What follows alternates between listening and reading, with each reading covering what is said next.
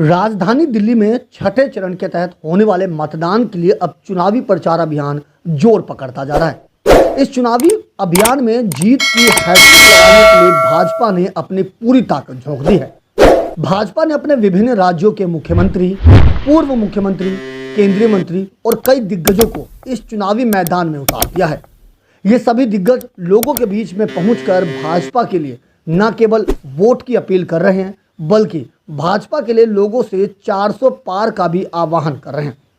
इसी कड़ी में मध्य प्रदेश के पूर्व मुख्यमंत्री शिवराज सिंह चौहान दिल्ली में भाजपा के लिए ताबड़तोड़ रैलियां कर भाजपा के जनसंपर्क अभियान को बढ़ाने का काम कर रहे हैं। मध्य प्रदेश में नारी शक्ति के लिए मामा की उपाधि प्राप्त करने वाले शिवराज सिंह चौहान ने दिल्ली के पंजाबी बाग इलाके में पश्चिमी दिल्ली से भाजपा प्रत्याशी कमलजीत सहरावत के समर्थन में चुनावी जनसभा में हिस्सा लिया, जहां उन्होंने नारी शक्ति की बात की। इस दौरान शिवराज सिंह चौहान ने केंद्र सरकार द्वारा महिलाओं के लिए किए गए तमाम कार्यों को भी गिनाया। उन्होंने कहा कि भाजपा देश की महिलाओं को लखपति दीदी का बनाने का काम किया है, महिलाओं को सम्मान देने का काम किया है, जबकि दूसरी ओर दिल्ली की केजरीवाल सरकार अपनी ही पार्टी की महिलाओं को अपमानित करने का काम कर रही है। शिवराज सिंह चौहान ने कहा कि इस बार प्रधानमंत्री नरेंद्र मोदी ने ठाना है कि करोड़ों महिलाओं को लखपति दीदी बनाना है। चुनावी जनसभा को संबोधित करते हुए शिवराज सिंह चौहान ने राम मंदिर के मुद्दे पर भी विपक्ष पर जमकर निशाना साधा। भारत की मान्यता है, दुर्गा सप्तशती में कहा है, हर स्त्री देवी की मूर्ति है और हर बेटी साक्षात देवी है। और इसलिए हमारे यहाँ बेटियों की पूजा की परंपरा है। मध्य प्रदेश में मैं भी कोई कार्यक्रम बेटियों की पूजा के बिना प्रारंभ नहीं करता, लेकिन अरविंद केजरीवाल ने दिल्ली को कलंकित करने का पाप किया है। एक बहन को, एक बेटी को अपमानित किया गया है। जो बेटी घर आई उनकी पार्टी की कार्यकर्ता थी, उनसे बात करने में क्या दिक्कत थी, उनको समय देने में क्या दिक्कत थी, बात करना दूर उनको पिटवाया गया। अरविंद केजरीवाल ये मत भूलना ही कि ये वो भारत है जहां एक द्रौपदी जी का अपमान हुआ था तो महाभारत हो गया था। महाभारत। ये देश बहन और बेटी के अपमान को कभी सहन नहीं करेगा।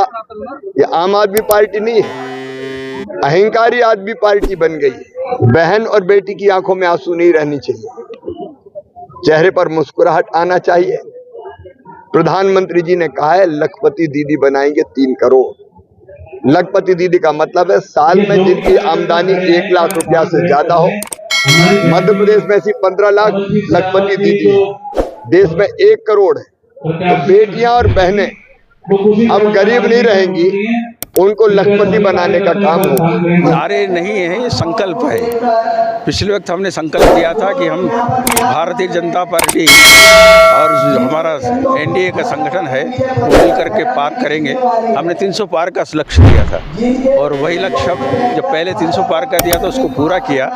अब ये 400 पार का लक्ष्य हमने लिया है। निश्चित रूप से इसमें हम कामयाब होंगे और इसमें दिल्ली पश्चिम की जो लोकसभा की सीट है उसमें कमलजीत सहरावत जो भारतीय जनता पार्टी के उम्मीदवार है उनकी विजय सुनिश्चित करने के लिए आज ये आयोजन हुआ है। और मुझे पूरा विश्वास है कि उनकी सफलता मिलकर के मोदी जी को नेतृत्व में, भारतीय जनता पार्टी के नेतृत्व में फिर से एनडीए की सरकार बनेगी। कोई नया नहीं होता है और कोई पुराना नहीं होता है।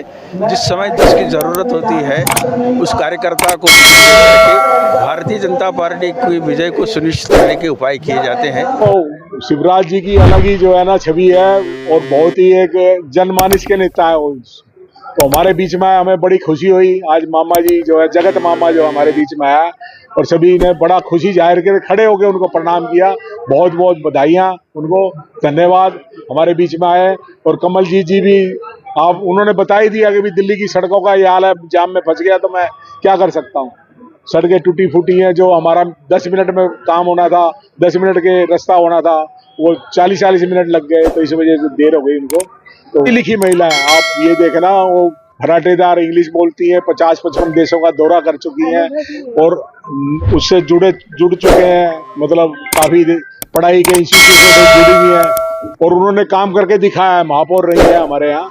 तो बहुत ही आश्वस्त, क्या हमें तो 101% गारंटी है वो जीतेंगी और पूरे देश का काम संभालेंगी।